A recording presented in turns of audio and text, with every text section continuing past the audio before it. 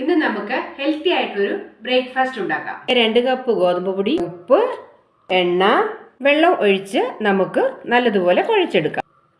ഇതുപോലെ കുഴച്ച് വെച്ചിട്ടുണ്ട്. നമുക്കതൊരു 20 മിനിറ്റ് അടച്ചു വെക്കാം. മാവ് ഒരു 20 മിനിറ്റ് കഴിഞ്ഞിട്ടുണ്ട്. ഇടിയപ്പത്തിന്റെ അച്ചാണിത്. ഇതിലേക്ക് നമുക്ക് എണ്ണ വെട്ടി കൊടുക്കാം. ഇതിലേക്ക് ഗോതമ്പ് മാവ് ഇട്ട് കൊടുക്കാം.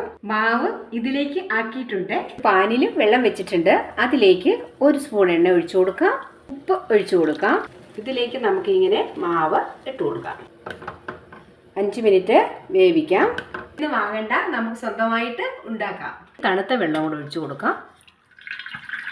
നൂഡിൽസ് തയ്യാറായിട്ടുണ്ട്. ക്യാരറ്റ്, ക്യാബേജ്, ക്യാപ്സിക്കം എല്ലാം നമുക്കൊന്ന് വഴറ്റാം. ബട്ടർ ഇട്ട് കൊടുക്കാം.